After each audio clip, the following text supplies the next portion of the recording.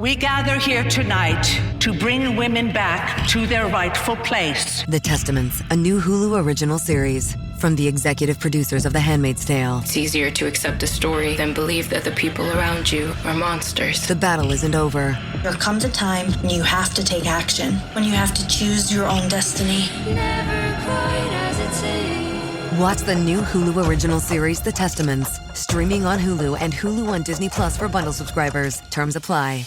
Hi, I'm Mitchell Walker, and when I'm not teaching people how to find hidden money, I'm out stacking Benjamins.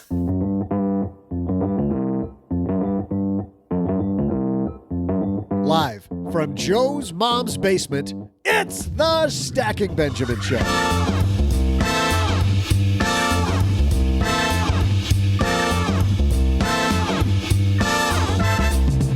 I'm Joe's mom's neighbor, Doug, and today we're talking frugality. Is it only for the rich? We'll ask our panel, featuring the co-host of the Choose FI podcast, Jonathan Mendonza, and also from Afford Anything, Paula Pant. And rounding out our crack team, the most cracked one of them all from lenpenzo.com, Ron Gardenhire.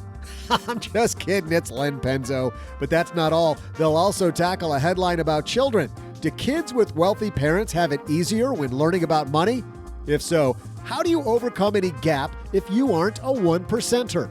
We'll answer a Bloom call for help from Curtis, take a question from the mailbag, and also hear about a hot new tool called Voleo from CEO Thomas Beattie. Thinking about starting an investment club? He'll share with you how they're trying to make your job easier. And now, the guy who says every Friday is his favorite, but this one really is, Joe Saul-Sehy.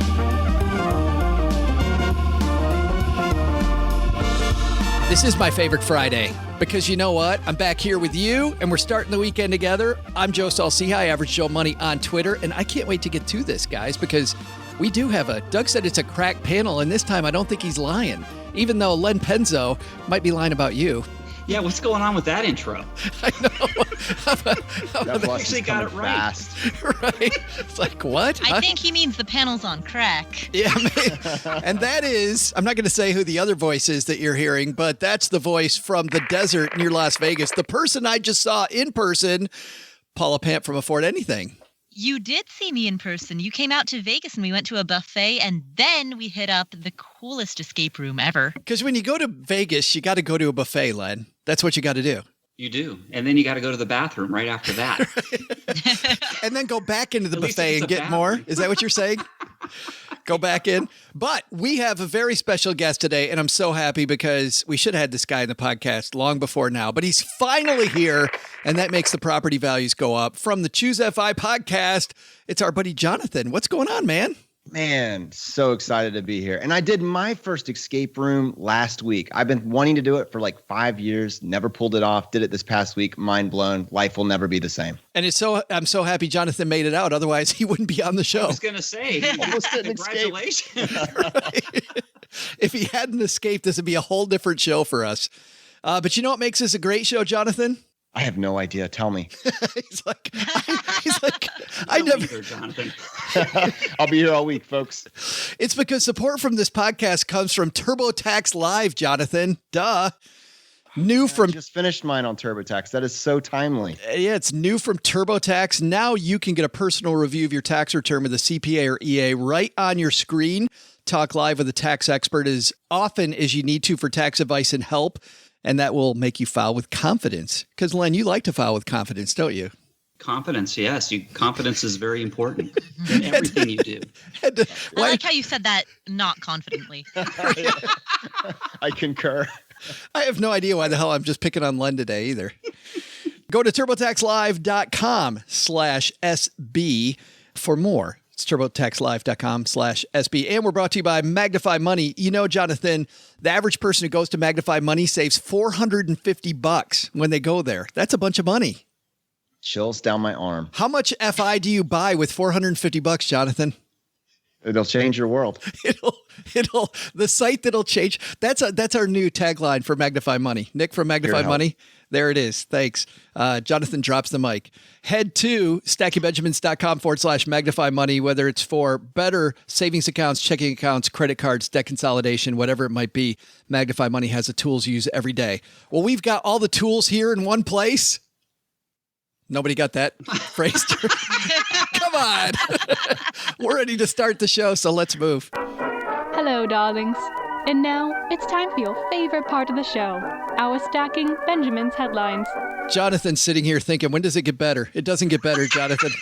I refuse to learn anything. Refuse. Perfect. Well, then you'll fit in.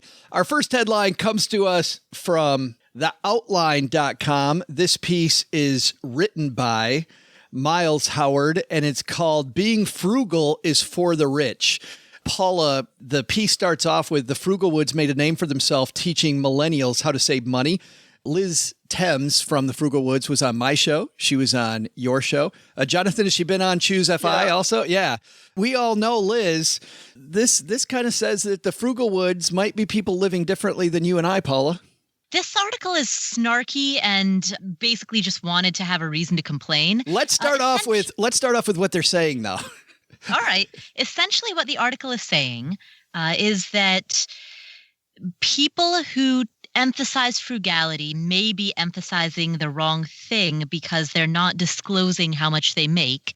And in many cases, the amount that they make is significantly higher than what the average audience member might make. And so it uses the example of Liz writing about how painting your own cabinet or doing some like do-it-yourself home repair is a frugal move.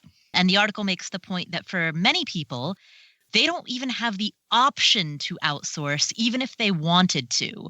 And so for them, do-it-yourself home repair is not an issue of frugality, it's an issue of necessity. It does seem a little bit like, well, actually, before I get to that, Jonathan, you're right in the center of the FI movement, and you hear this I've been hearing this stuff for 7 years, that, well, these bloggers out there talking about the FIRE movement, they're not living like the rest of us. Yeah, I mean, this article presented a very false dichotomy. It was kind of painful to read. I mean, it was kind of, well, because the Frugalwoods probably made more than you do, then frugality and saving your money really isn't worth the effort and you shouldn't even try. It was kind of brutal the whole way through. In fact, it kind of listed examples. I think it threw Millennial Money Man under the bus because he had like $150,000 a month. That's amazing. But I know for a fact that he was a teacher earning $40,000 a year. He saved like 30 grand or a year's worth of expenses. And he left his job when his blog made $3, total of $3, and then built a business on the side. And so it kind of glossed over to the fact, oh, here's somebody that's really successful and makes a ton of money. And so this really isn't going to work for you because you're a millennial and you live in the hardest time ever to make money. So there's really no point in even trying because it's not going to work out for you. Yeah. That was just a really, really dark, depressing. Like, can you imagine just being in a room? I would try to go back to the escape room. I mean, that's what I would do if this is who I was stuck with. Just worst table conversation ever. Well, and I think part of that, do you think though, Jonathan, part of that is that we know these people that he's talking about?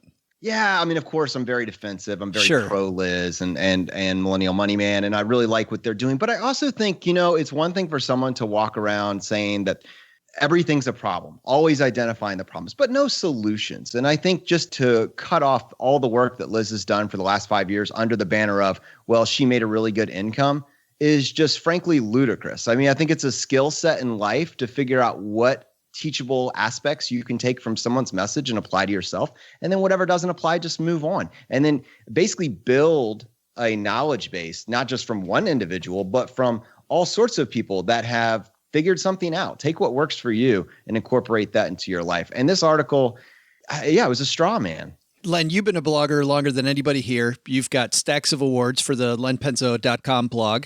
You look at something like this, I'm sure you've had this leveled at you that, a lot of this stuff is cool for rich guys to think about, but for the rest of us, it doesn't really matter. Well, everybody can benefit from frugality. I mean, it's a choice, and it's not bad. It's not good. I thought this was kind of I was reading this article too, and I'm like, what is the point of this article?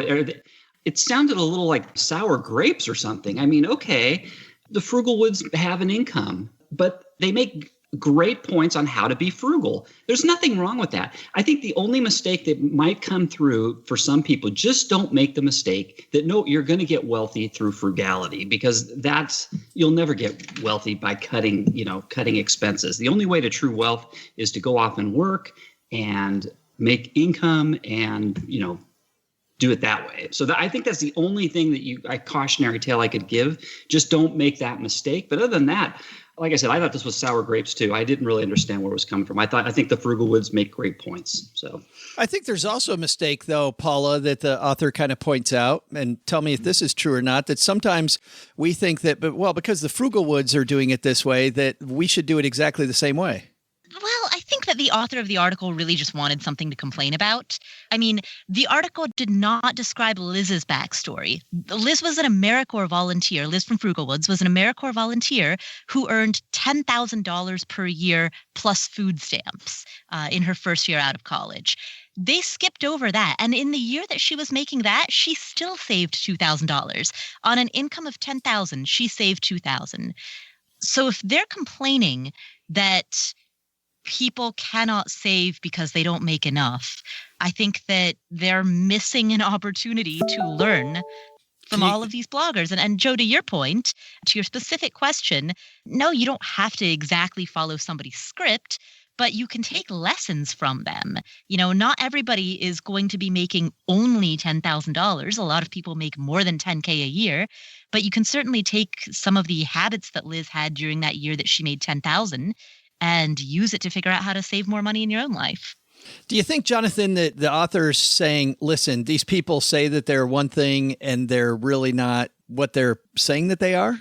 It felt like a hit piece. That's just kind of what it felt like. It's funny that it's actually funny that you say that, because somebody in our Facebook group at Stacky Benjamin said that a lot of this stuff, Helene Olin, who I think you guys know, in Pound Foolish, said a lot of these things, but really said it more succinctly and not quite so nasty. Like the thing that we shouldn't be comparing ourselves. Helene says we shouldn't be comparing ourselves to bloggers, and that people do come from different spots, but it didn't feel like she was trying to take down the blogging community single-handedly.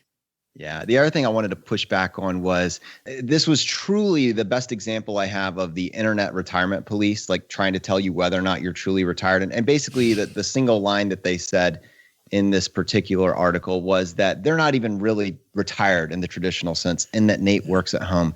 And the part of that really strikes me is that, of course, it's not a traditional retirement. They're done in their 30s. This isn't like 65 years old where you go off into the sunset and you wait to die. This is an individual that has achieved a level of wealth, enough of a level of wealth in the best years of their life. And that person is not going to go sit on the couch and watch Grey's Anatomy reruns. It's just simply not going to happen. It's what am I going to build next? And the cool thing about this framework of approaching personal finance is that you have the option to do what you love, whatever that is. And if it's finding your dream job and setting that up, and that allows you to work from home, that is amazing. That's not something to invalidate the story. I hope we can all get to the point where we can do the work we want to do for the fact that we love doing the work, not because we're trying to figure out how to keep our lights on. If there's anything that bothers me at all about FIRE, it isn't FIRE itself and FIRE writers. It's people reading FIRE pieces, Len, where they're looking for this magic thing where they're going to sit, like they're looking to get away from whatever their hellish life is today toward this utopia. And we find out that the Frugal Woods might still be making some money. It's like this utopia that they thought that has never been something that's presented. They present it like it's a lie when it really isn't what you want in the first place. You know what it's like? It's like reality TV. I mean, reality TV is not reality either, right? There's some scripting in there, and you're not getting the whole story sometimes, and things are kind of not quite as they seem. I mean, the stuff's going on, but yeah. So you just got to remember, you can't. You just can't take this stuff literally. And just like I said, I think the most important part out of this whole piece is don't make the mistake of thinking, hey, I can just frugal myself to wealth. I think that's the main point I would take out of all this stuff. Like if you're saying if there's any positive at all, it's that you can't shrink your way to greatness. You cannot shrink your way. That's right. You can't shrink your way to greatness. That is correct. Yeah. It is so frustrating to me. I feel like a lot of people want this thing that is I want to get away from something instead of moving to something. And Jonathan, to your point, it's about moving to something, not moving from something. Yeah, no, absolutely. And what you find in many cases is what lights you up has nothing to do with the 4 years you spent in undergrad or the 4 years you spent in postgrad or the small amount of time that you spent in a specific profession.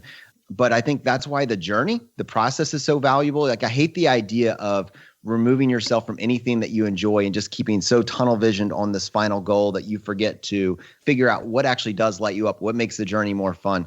And hopefully at some point along the way, you can start to line those two things up and you can monetize something that you're incredibly passionate about. And I think that's, for me, one of the reasons that the idea of a side hustle is so appealing. Not that you have to find the perfect thing, not that you have to experience the level of success that Millennial Money Man obviously had in the month of January, but just the fact that you're willing to put yourself out there is going to get you closer to a framework that lights you up for this period of time that we're talking about. Personally, I like Jonathan's original description of what us older retired people or people planning to retire is just hang around and wait to die. That's basically that's resonating with me, Jonathan. Oh, don't forget, you can also watch Grey's Anatomy. I've carved out two things for you. Len waits to record Stacking Benjamin shows, write a few things, watch Grey's Anatomy. That's about it. I'm waiting for the Prince Harry-Meghan Markle wedding. That's what I'm waiting for. Every day I'm just counting down. I think it's a good place to leave that, guys. Our second piece comes to us from the Moneyish blog, where we get a lot of pieces. This is written by Reed Alexander. This I found was interesting, guys, and I wanted to see what you thought about this. Why wealthy kids feel more in control of their lives. Wealthier parents talk to their kids about school more often, have more books at home, and are more likely to pay for private school, says a recent study. Kids from wealthier families feel more in control of their lives, according to a Portland State University study recently released in the journal Society and Mental Health. Sociology professor Dara Schifterer, who authored the research, wanted to know how influential parents' wealth is on kids' perceived, quote, locus of control, or how much they believe they can determine how events in their lives turn out, and found that the more money the family earns, the more kids feel like they have a say over their futures. First of all, let's talk about the premise of this piece. Paula, you're the person that reads everything and questions the premise. What do you think? Wealthy kids more in control? The way that this piece is written is newsflash, being rich is broadly speaking more advantageous than being poor. Duh, Sherlock. What the article did very well is that they linked to a different article published in Psychology Today that talked about the pressures that more affluent kids face and how those pressures, the pressure to succeed, the pressure to get into an Ivy League college, often result in those kids having high levels of anxiety and depression and feelings of inadequacy, starting as early as the 7th grade. So they talk about how being rich isn't all sports cars and bubblegum. It's also, in some families, in many families, it correlates with a significantly higher amount of pressure that can really rob a person of their childhood. But back to the top of this, Len, it says that wealthier parents talk to their kids about school more often, have more books at home. Those things, do those create the pressure that Paula's citing from the study? Maybe. I kind of question some of these assumptions. I mean, I don't know if the study, if all of that is necessarily true. And the thing is, what about these families that start off? I'll use myself, for example. I wasn't rich. I didn't grow up in a wealthy family. And then even when I had my kids, our kids were young, we were living an existence of beans and rice for dinner. And, we were just struggling to make ends meet, really. And so, but now over time, I've, got a lot more breathing room, and financially we're free. And so my kids have kind of experienced the whole spectrum of this, from less privileged to more privileged. So I don't know how you make these general assumptions from poor to rich. I'm just sure, by the way, if it was published in the journal Society of Mental Health, no, don't get me wrong. I'm not saying the study is perfect. I'm just going to say it was done with some scientific controls. They had some, and I didn't dig into the exact research that they did, but you'd think that there was some scientific method at work here. But okay, well, given that, sure. I can but don't you think that wealthy kids, that parents will put more pressure on their kids, especially academically, right? But I guess that's my question, though, Len. Is it bridging that gap? You weren't wealthy, And how did you bridge that gap then with your kids? Talking to your kids about school more often, having books at home, more likely to pay for private school. How do you bridge that gap when you're working full time, trying to make sure that you're making ends meet and at the same time making sure that your kids are going to do well themselves? Well, what you do is you talk to them and you talk about money, you talk about expectations, you talk about what makes a success in running your lives and managing your money, and you just talk a lot. And I will say this, these dinner table conversations with your kids, that is the most important thing that you can do. And you don't have to be wealthy or poor at all. That should make no difference. You can have all these conversations at the dinner table with your kids over time. And I think that's how you bridge the gap between rich and poor there. But there's families, Jonathan, where mom and dad are working 2 jobs, don't get to see the kid that much, right? I mean, you look at the disparity in wealth and in income, and there's families that don't have the privilege of even having what Len's talking about, having that dinner table conversation. Yeah, I mean, so I think there's one, just what does this mean demographically for our country? But then 2, what does it mean for the audience that's listening to this conversation? And what I think is very cool about reading something like this is this article is speaking very clearly about this idea of a fulcrum and how it can go either way. And it kind of gives you a framework to consider when talking to your kids about money. I mean, on the one end, clearly them knowing that you have some level of financial security, that you have a overarching plan for your life, that's going to give them some amount of just feeling a sense of agency, a sense of control over their own destiny. But the article clearly points to how it can go too far. And you see this chronic use of opioids in these wealthy kids. Like, what a tragedy when you've been given every advantage and you're blowing all your free time on this sort of thing. So I think this article, what it really does as a service is it kind of says, hey, it's not enough to be wealthy. It's these money talks conversations that are so critical, and talking about, this intentional lifestyle and talking about having a game plan and realizing that you do have control over your own destiny. Don't waste it. You don't have to be in the double comma club for this to apply to your kids. It just needs to be consistent conversations, maybe showing them how the rule of 72 works, maybe doing the bank of dad or mom, where when they put some money into an account, maybe you match it to some varying degree. It just comes up over time in natural conversations. So and I'm saying this, I have a 1-year-old. So this is, I can only speak to this from the perspective of what I think I want to do, not what I have done. But it seems to me this article paints a picture that it's critical that you have these conversations, and depending on whether or not you get it right, the difference is, because assuming your audience, if they're implementing the ideas that you're talking about, even if they're not learning anything, we don't talk about ideas. We don't talk about ideas. Are getting better, right? I mean, it's inevitable that over time you start making better choices because they're listening to you day in and day out. So if your kids now are set up for better opportunities than they were, just don't waste it. What a tragedy to have kids that go off the reserve and fall susceptible to this stuff. Paula, your nerdery, awesome nerdaliciousness, is that the phrase? When you were a kid growing up is amazing. Is that because of background? Is that because of the way your parents talked to you? Is it because of wealth? Is it because of how did you decide to have the type of education that you had, and how much of that came from parents? So are you referring to specifically my financial interest that I had from starting from the time I was a young child? Yeah. Like other people are learning what's going on in pop culture. And as we've already proven over and over and over, you have no clue. But I have no clue. But she knows who Markle and Prince Harry are. That's right. So that's true. That is true. She's got that part. But if you ask her about Robert Kiyosaki, she knew about Robert Kiyosaki. She probably had a Robert Kiyosaki bumper sticker on her banana seat on her bike. The good dad is? Who said It is not the highly educated dad. Ta-da! Joe, to answer your question, so we never talked about money in my household. You didn't. We were an immigrant family. Right. In the beginning years in particular, we had nothing, not even the family support or social support that comes from having anybody else in the U.S. We were not an English-speaking household. When I started daycare, I didn't know a word of English. So there was a lot of catch-up happening. And I think that my interest in money was twofold. My parents were very responsible. So even though they started with very little, they did not have wealth, but they had the habits of the type of people who would be successful.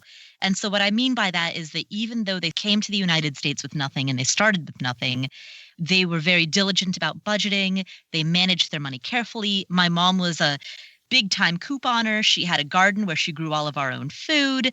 So my mom was very frugal, and my dad would read books about retirement planning. And remember, he came to the United States in his 40s. So starting at the age of 40, he had to first get his first car, get his first apartment, raise a daughter, and start his first job, and then plan for retirement, So he had to compress an entire life into a 20-year time span. And they did it, but the way that they did it was by being extremely diligent. We never went to restaurants. We never took vacations other than to go back to Nepal to visit our family. I guess to answer your question, the advantage did not come from money. It came from habit, the observation of behaviors. Len's kids learned from him, too. They're out in the back of their apartments right now, digging a hole and digging it deep. So they can have their own Len Penzo bunker. Both the Len's kids learning to dig that hole. Now, I think that we've dug a hole on both of these pieces. Let's talk about takeaways. Len, let's start with you, actually. Takeaways from these two pieces. Wealthy kids feel more empowered when it comes to their lives, and being frugal isn't just for the rich. Okay. I think I've said this like 3 times already, but you'll never get rich by being frugal. Talk to your kids every opportunity you can, and they listen, especially when they're young. And you can, believe me, it doesn't matter on wealth. Talking is free. Takeaways, Paula? I would say if you are a blogger, be prepared for people to do a hack job on you and not understand you at all. And know that you do not need the validation of a bunch of small-minded people on the internet, because people are either going to get it or they're not. And the only people who matter are the ones who get it or the ones who want to get it. Takeaway from the other article is that is to pay attention to action rather than outcome, because you might have a lot of pressure put on you that relates to outcomes, whether that's getting into the best college or achieving a certain level of wealth. And those pressures in excess are enough to make you crumble. Those pressures in excess can produce depression and anxiety. But if you let go of outcome and just focus on your day-to-day actions, then you'll find that those pressures subside. So that would be my takeaway from the second article. Jonathan, bad news and good news. The bad news is you got to follow that. The good news is you're the guest, so you get the last word. I don't have to follow that. I want to move it around. Post-editing. You can do this, Steve. So I guess for me, for the first article, I'm going to go ahead and challenge Len a little bit on the, can you get rich by being frugal? I don't know. I feel like as a blanket statement, that's a little bit tough. Obviously, if you make $20,000 a year, saving 50% of your income isn't going to go very far. But if you are making $50,000 to $100,000 and you can do that consistently, and I only say this because I know people that have done it, like Millionaire Educator. Yeah, it's a very simple equation. You can either focus on the income or you can focus on the expenses. You got to grow the gap. I mean, I get that, but I don't think that you can just throw that out completely. There are so many people that are earning great incomes already. They don't need to do anything about their income. They just need to have the light bulb go on and realize, wow, if I move my savings rate up past the 4% match, and push it up to 10, 15, 20, 50%. And I know people that have literally done that overnight.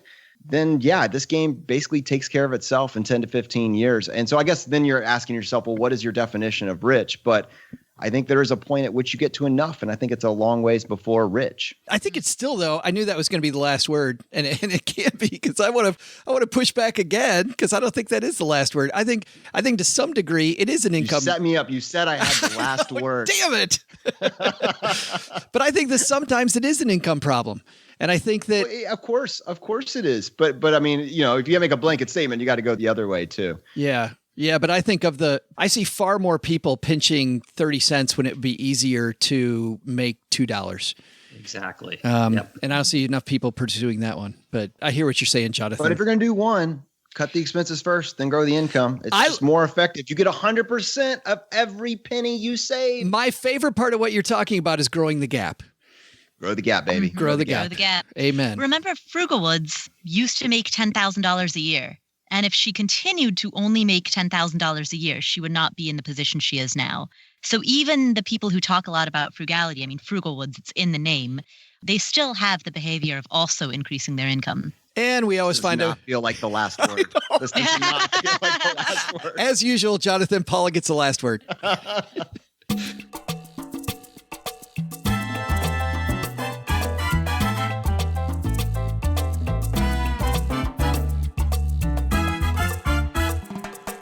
On the way down to the basement is Thomas Beattie. He's the CEO of Voleo, and I hope I'm pronouncing that right. But Len, have you ever been part of an investment club? Never have. Jonathan, part of an investment club? Vanguard. No, but where you're picking stocks together.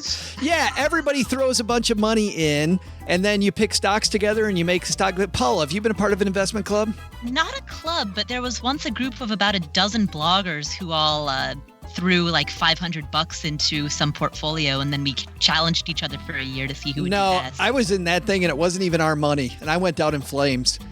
Yeah, I did that too, and it was. Okay, so I guess I did an investment club with the two of you. Yes. Is the answer to that question. Yeah, and that's why we've all. One with Joe and Len. That's why opt in for Bitcoin. It's easier when it's not your. It's easier when you don't have a stake in it. You can just go do these flyers and hope you win. Yes. Well, Thomas Beattie doesn't do that. And by the way, we don't endorse any of the FinTech founders that we invite down here, FinTech CEOs. But I will say we bring on people. No, either. We bring on people with companies that we think are interesting, and this is really cool.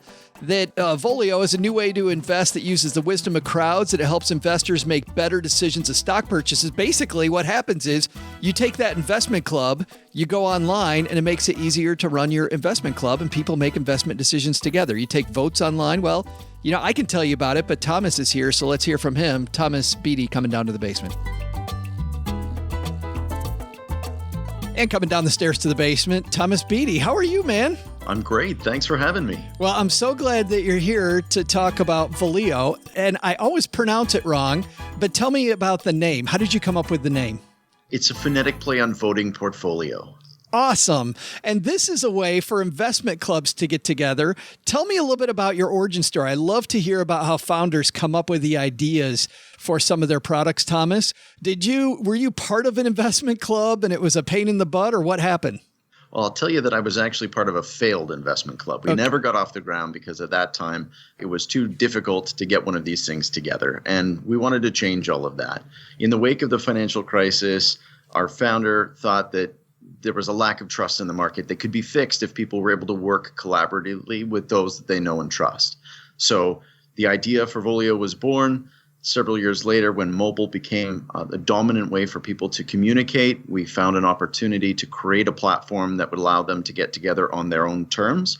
And for the past several years, we've been working on the Voleo platform, making it possible for people to learn about investing in a collaborative environment in both a simulated context through our Simulatrator and now across America through our live Voleo platform. Awesome. So walk me through it. So I go to myvoleo.com, or I suppose I download the app?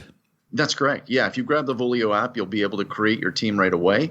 It is meant for groups, although individual accounts have been enabled, and we're able to take these groups, you invite your friends, you pick some rules, and at that point, the app takes over. Each of you completes your own registration. You're all equal members of a team, and you can all propose, discuss, and vote on trades in person if you like to get together, or wherever you are if you're happen to be in different cities. And the good thing about that is that you're splitting a single trading commission when you trade, so it's lower cost. You build more diversified portfolios as a team, which means you've got lower risks, and you benefit from the wisdom of your collective intelligence. So hopefully you make better decisions. And we've had some great stats on that so far. Do you find that most people get together, Thomas, or do most people just do all the work online? More and more people are working through their clubs online, reacting in real time. But we find because these people have a common social web, they're already family, friends, neighbors, colleagues, they are getting together and able to further their discussions and come up with more of their objectives in that way. But they're able to react as and when they are, and to make those trading decisions at any hour of the day, in or outside of market hours. When you said you have a simulated trading system too, tell me about that. Yeah, Simulatrator is something that we rolled out as a way to ensure that our platform was safe and secure and to test some of the more unique features. One of the fun things about collaboratively investing and working together with a group is that you're making club decisions, but we're tracking for you to learn each of the decisions that you wanted to make. So if you propose buying Tesla and the group votes you down and several months later Tesla's up by 20%, you can lock that for the purposes of your score. Now, this is cool because you get to learn from these decisions, and you also get to prove to your friends how things would have gone if everyone had listened to you. or to choose to ignore it if it went the wrong way. Yeah, we've all been there too. So let's say there is a stock that I wanted. How does the whole voting system work? Tell me about that. Each club can customize their conditions of operation, but our default condition would be that a simple majority would send a trade to market. If we were on a team of 7 people, as soon as the 4th person votes yes, that trade automatically gets sent to market for execution. Conversely, if the club votes it down, we don't buy it, but it does track for the rest of us that did propose it and vote in favor for our score. And then how do my trades work? I'm assuming that we can all pretty easily put money into the account together. Absolutely. In fact, the first feature that our users requested was recurring transfers. We've got exceptional user behavior on this platform with, I think it was 80% of our users contributed funds last month. That's unusual for any brokerage platform. And the number that are setting up recurring contributions are almost half of our users. And it's simple. Users have created an established account with or link with their bank account, and that's how the funds are transferred in. And then are you guys actually the broker? Or is there a different broker like a Charles Schwab or somebody in the background? Like most of the fintech companies out there, we're an introducing broker. So we clear through this same clearing firm called Apex as many of the other prominent self-directed and passive investment platforms, such as Robinhood, Wealthfront, and Betterment. Gotcha. I think they're in Dallas, aren't they? You're correct. Yeah, that's what I thought. How about that? I got something right. When I make trades, what do my trading fees look like, Thomas? So clubs are splitting a single $12 commission. Our average team size has got 9 people on it at the moment, so it's costing you about $1.25 per person per trade on average. And it only goes down as your team increases in size. And then if I decide to get out of my club, how easy is that? Because we all own these shares together. You do, but you're able to split off into an individual account or withdraw your pro rata share in cash, less whatever penalty your group may have stipulated at the outset. That could be nothing. It could be $25, $100, or a small percentage of your assets. And again, that's something that the club agrees to up front and can modify with a majority. So it's all about enabling people to make better investment decisions, to form, to exit, to do what they need to do for their own financial future. And then you said you had some statistics around social investing too. Tell me about some of the statistics about people working in teams. I'm really excited about some of this. You know, we went on the premise that there was wisdom of crowds. And I don't have enough information to tell you whether or not our users in the long run are going to outperform or underperform the markets. But it isn't about whether you slightly outperform or slightly underperform the markets. With a passive investment strategy and the use of a robo-advisor, your only guarantee is that you're going to slightly underperform the market. You get the market return, less the embedded ETF fees, less the fees of that robo-advisor. On our platform, I'm not sure. What I do know is that the average returns of the clubs is significantly better than the average performance of the individual members. And that's all recorded in our Droid, the definitive return on investment decision score platform.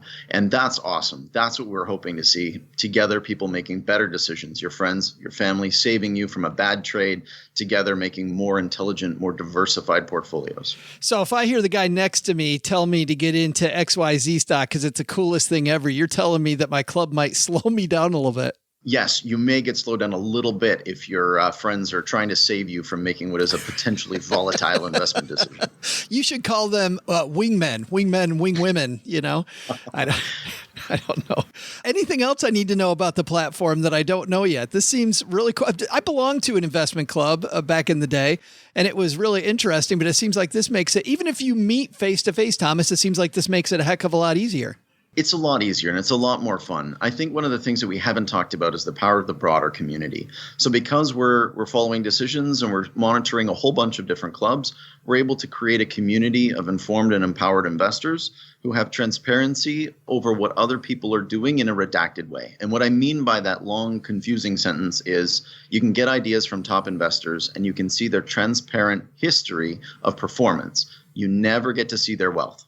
So I'll know that you bought Tesla at X price on Y date, but never how much money you've invested. Oh, that's really cool. So I can kind of look at the top people and see what they're up to. Yes, and it's not a copy trading platform. Sure, this is an idea for you. You can research these ideas. You validate them with your trusted peers. It's about you becoming a more empowered investor. The better decisions you make, the earlier you start, the more consistently you invest over the course of your lifetime, the better your financial outcomes. And I'm sure you're not resting. What's next for you guys and for the platform? You know what's exciting for us is we've got our own platform. We're flicking the switch from our soft launch to live in the coming weeks.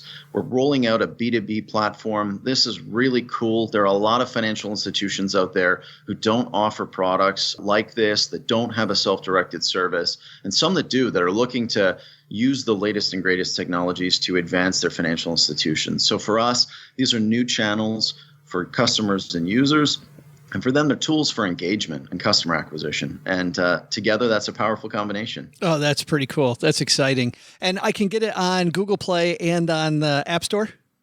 Absolutely. We also have a web companion, and you'll be able to get at that as well. Check it out at myvoleo.com.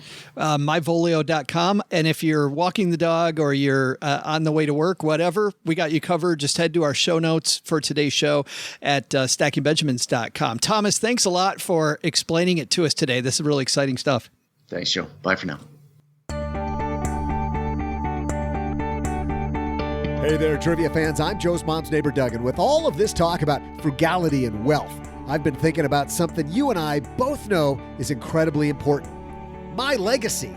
You know, what I'll leave behind after I have left this earth. Besides my Harry Potter card collection and my Velvet Elvis rug, I'm going to work hard the rest of my life on reminding people about the miracle of including licorice in your diet. The importance of being kind to your chiropractor and having the discipline to avoid Golden Girls reruns. Oh, that Blanche is always stirring up trouble. She's just such a scamp. But seriously, stay away because that'll suck the fun out of your whole week. Those are the major points when it comes to my legacy. Well, that and my amazing knack for trivia. So let's get to it. How much money does it cost for the U.S. Mint to mint a penny? I'll be back with the answer in just a moment.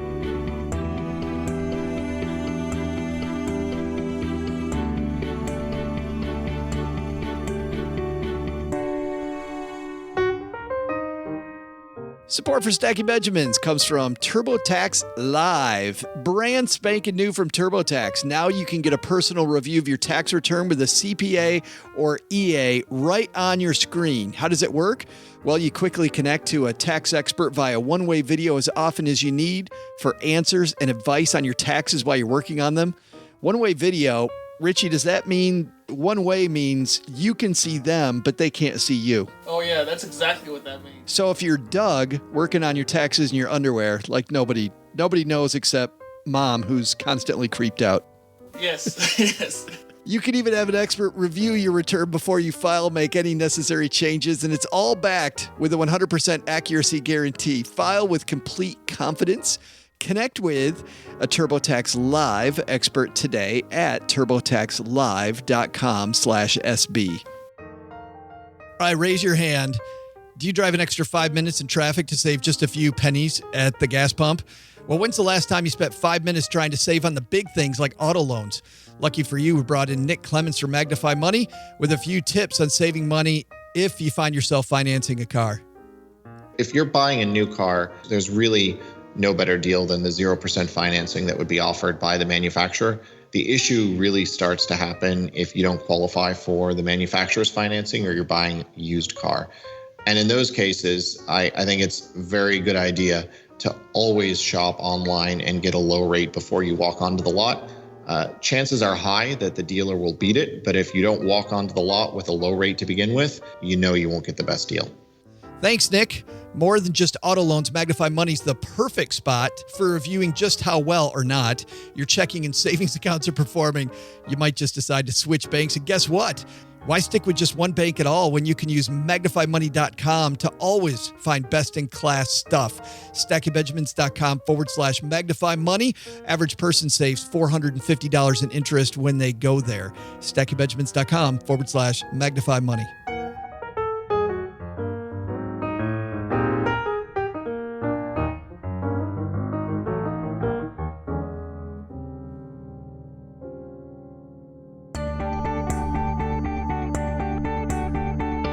Hey, trivia nerds, I'm Joe's mom's neighbor, Doug, and what a day. I love thinking about my legacy. What kinds of tidbits will I leave behind to help the youth of tomorrow? There's so many. I don't even know where to start. I think we should all focus on that, shouldn't we? Things like be nice to your elders, especially the ones in El Caminos, or eat your vegetables, except lima beans, because, God, that's just disgusting. Important stuff like that. But here's something important to all of us. Today's trivia answer. And here's the question one more time. How much money does it cost for the U.S. Mint to mint a penny? If you said 2.41 cents, that would make you Joe's mom's favorite for the day. I think the U.S. Mint could leave a legacy by maybe not making money that's losing money. But hey, that's just me, your standard everyday genius. See ya.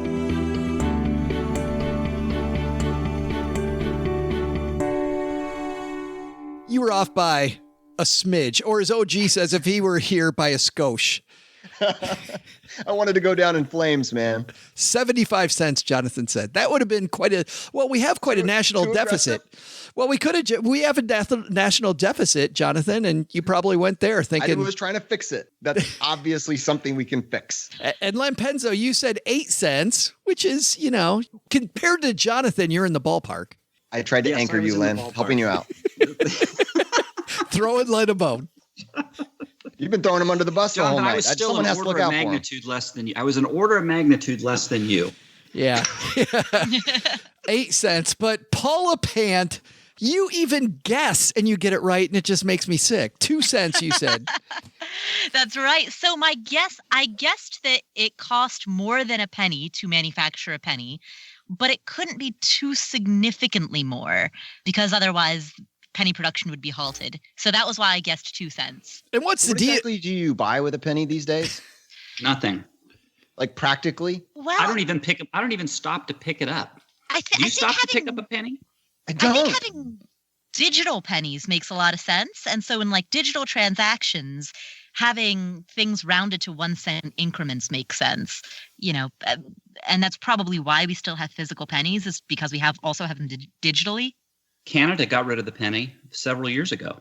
There's no more pennies in Canada. And so progressive.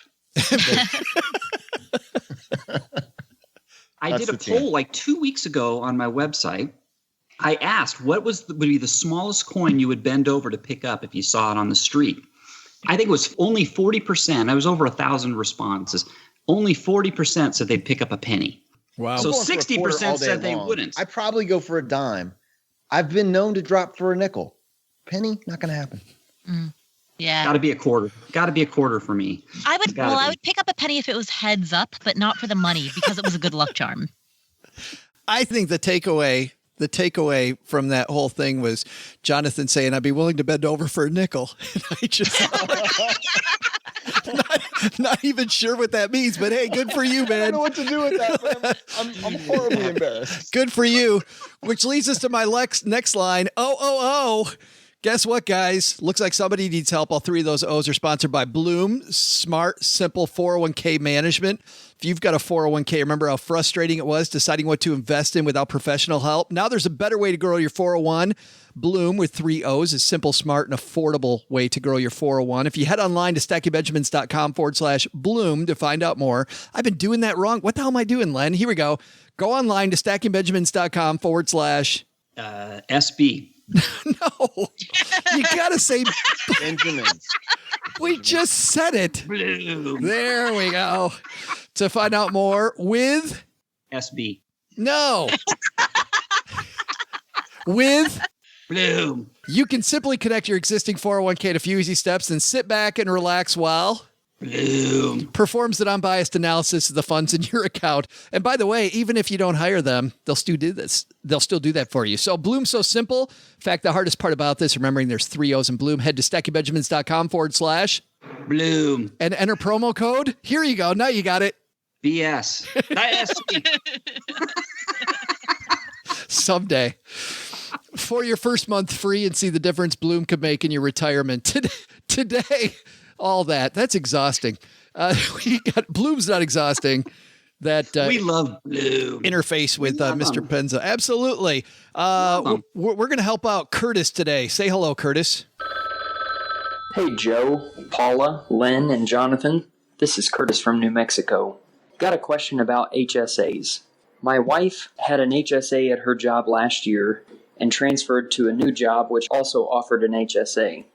Then when we moved to New Mexico last July, She got another job with a different hospital that also offered an HSA. So we now have 3 separate HSA accounts.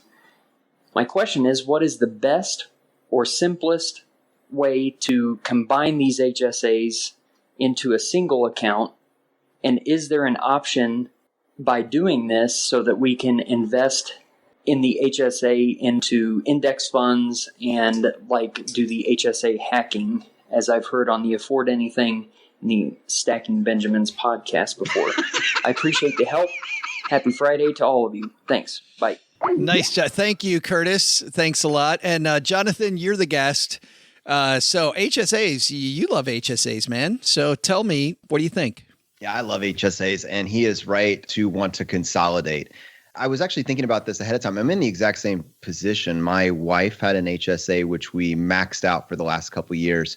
And I guess you guys have already talked about this in detail, but just the short and sweet is you can get it. You can get your money into it pre-tax. It will grow tax-free, and you can pull it out tax-free as long as it's being used for medical expenses. There's a couple tips that are built into this. You do need to track those medical expenses. And I've been thinking about that process because, frankly, I just didn't do a very good job tracking it. But in order to bring that money out tax-free, you really do need to track all your receipts. And what I did originally was upload them to the provider that my wife's HSA was with. So through her employer, they had a provider.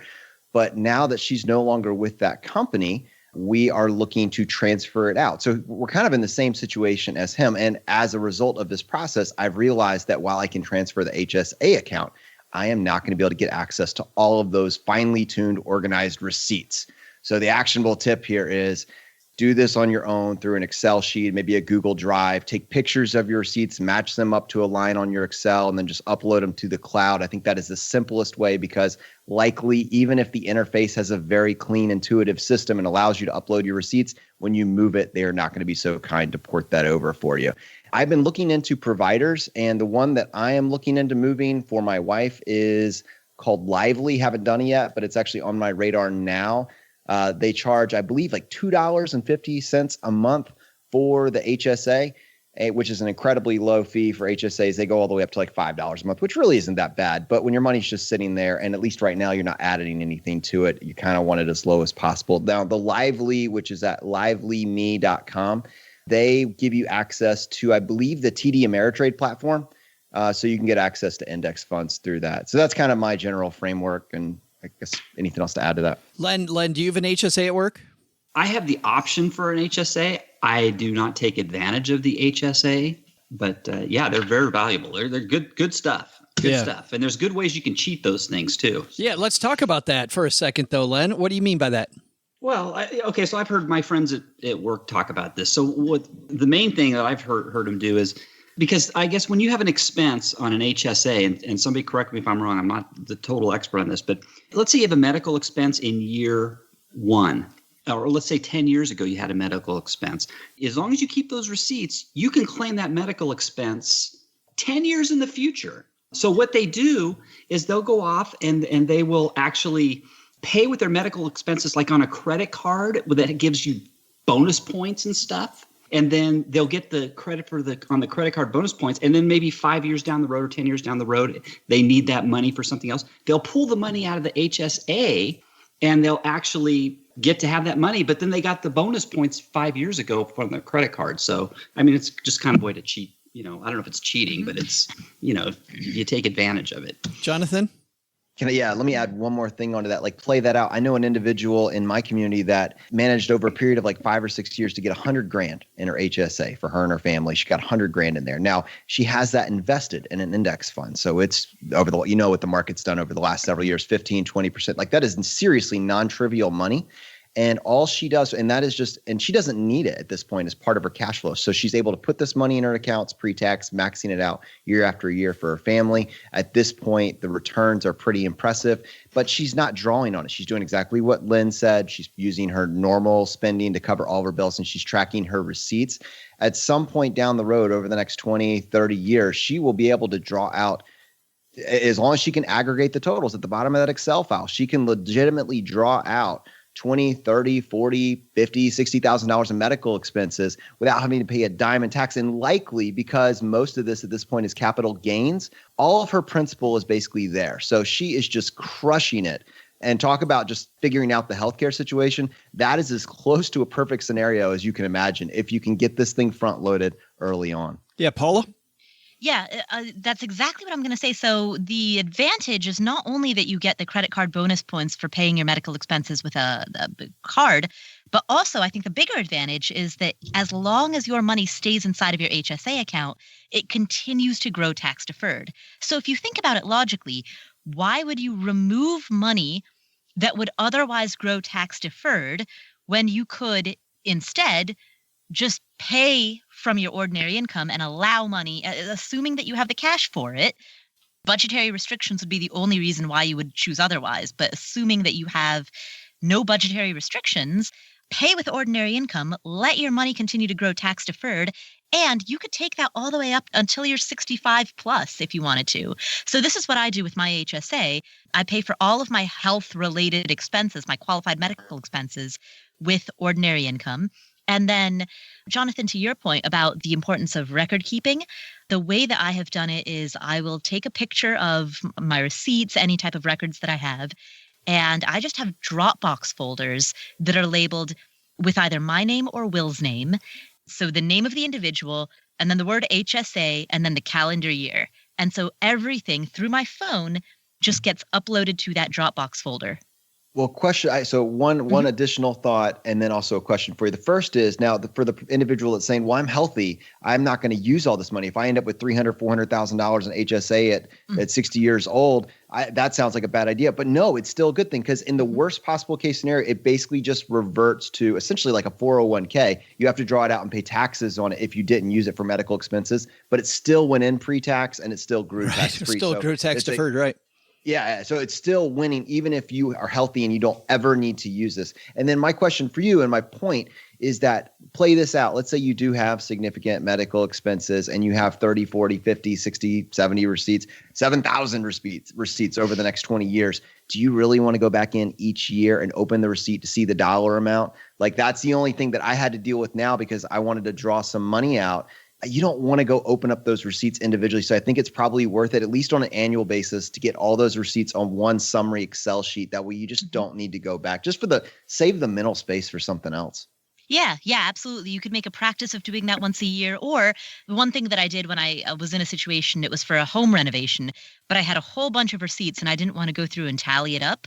So I hired a VA in the Philippines to do it. Done. Amazing. Yeah. Amazing. And it was hundreds and hundreds of receipts. And for $5 an hour, he just tallied them all up for me. Hashtag pro tip.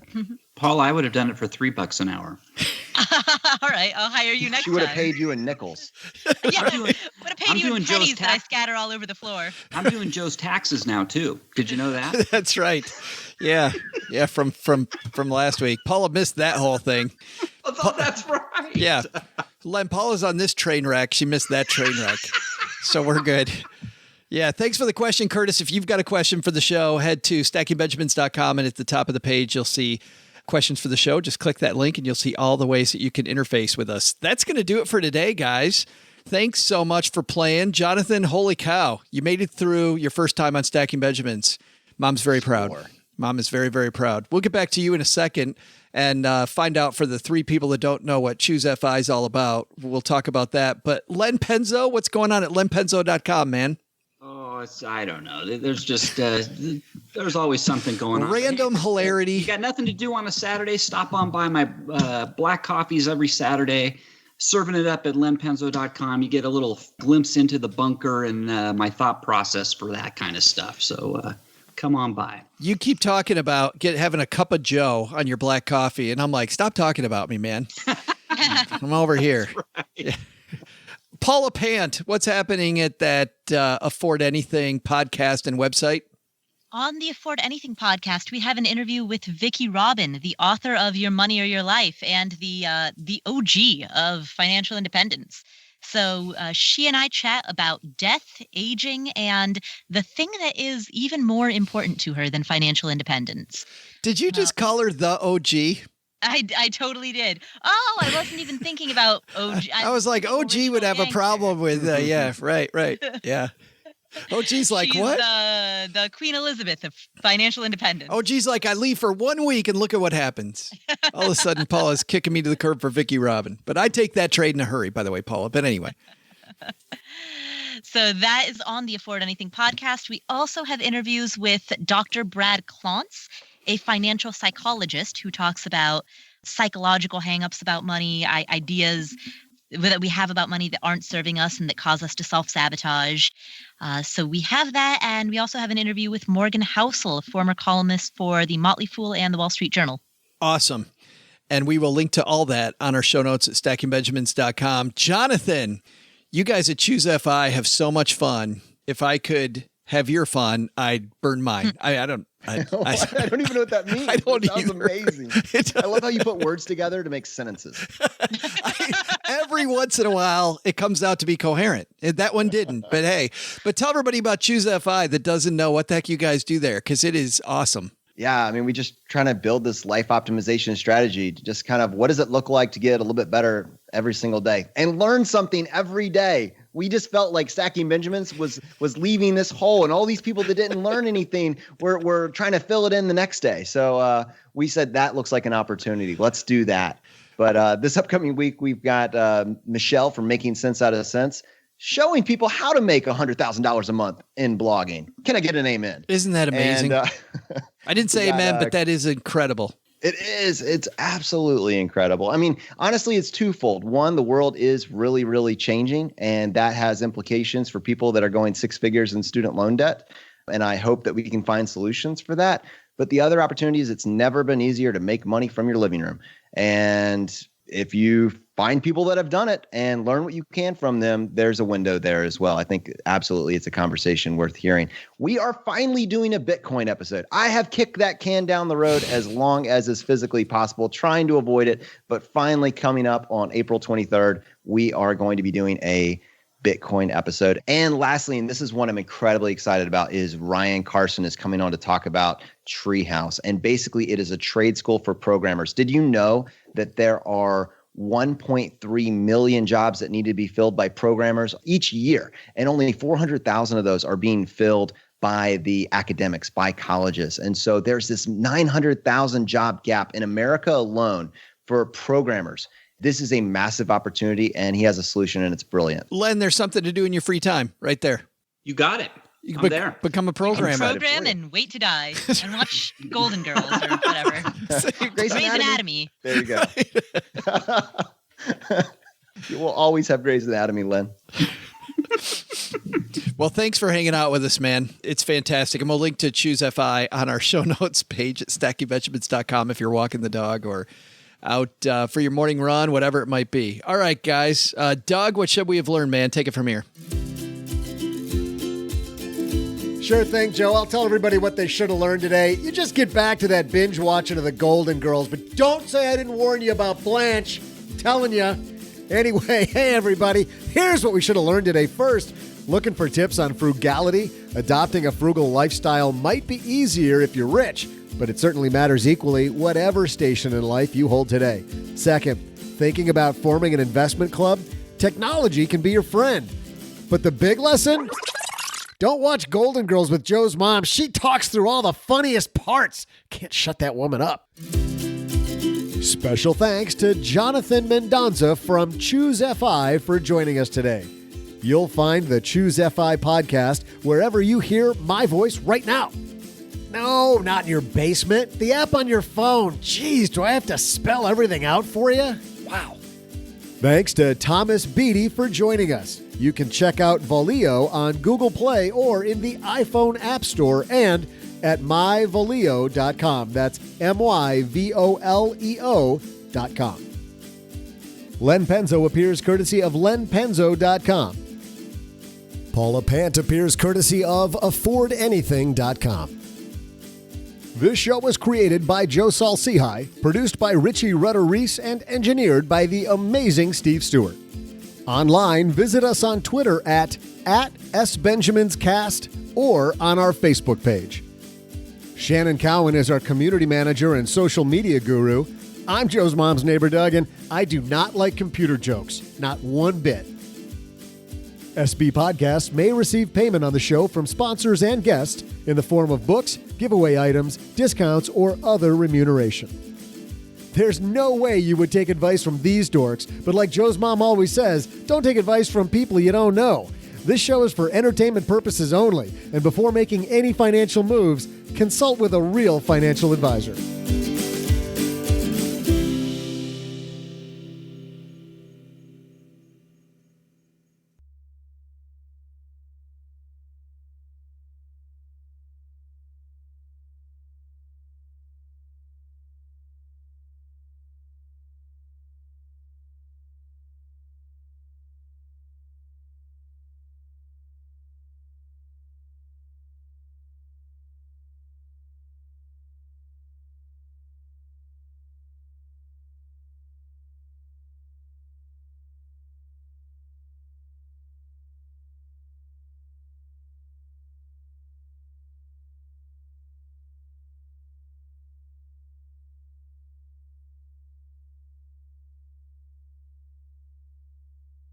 Welcome to the after show. Jonathan, this is the part of the show that doesn't exist. What happens in the after show stays here. So just remember that now that you're experiencing the after show.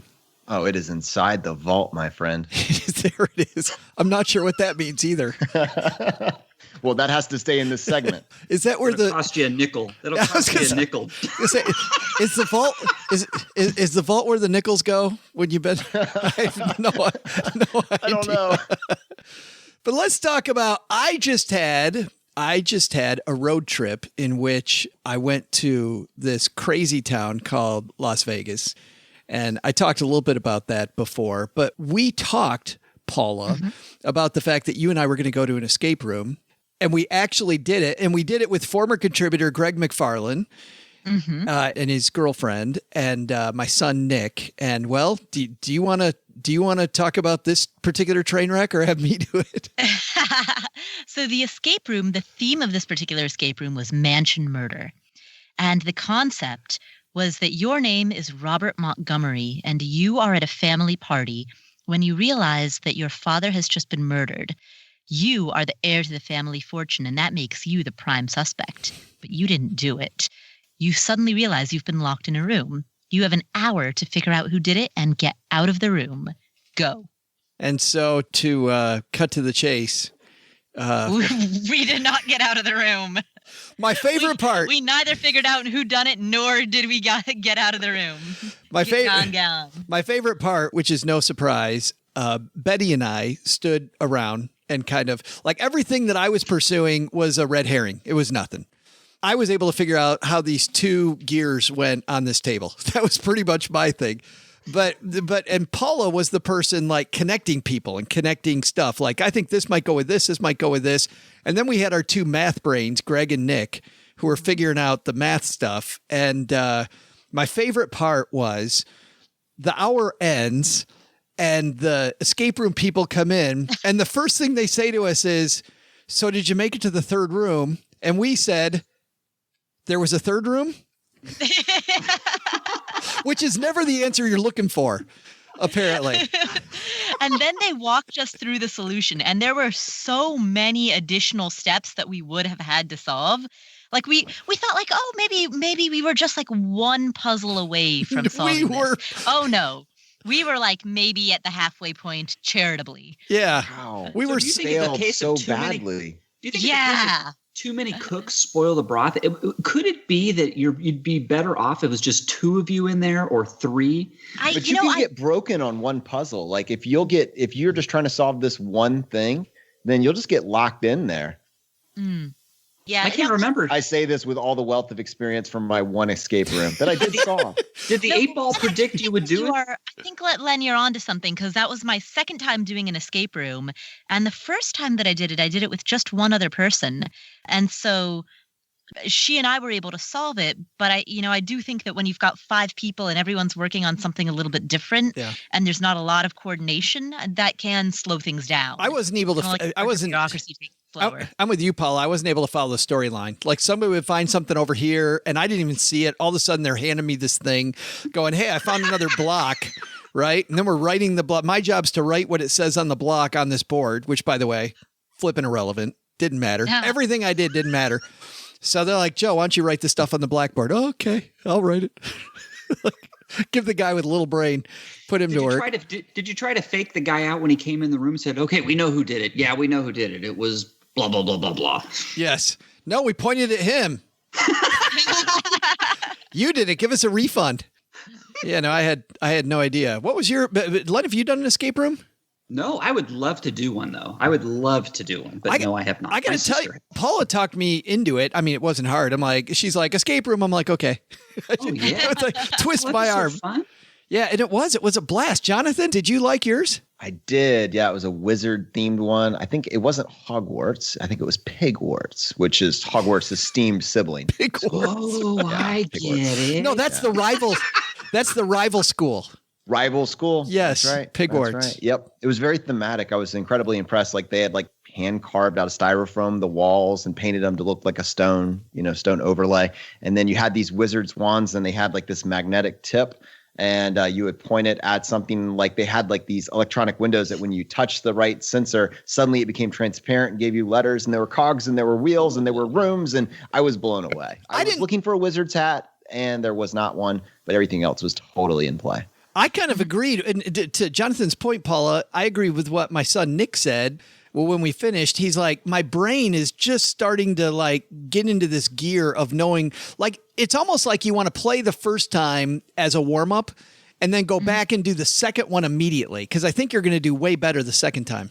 Yeah. Like you kind of need to start to think in the way that the game room designers think. Yeah. And so it takes at least one play to figure out how that process works. I didn't realize that everything mattered. Like everything mattered.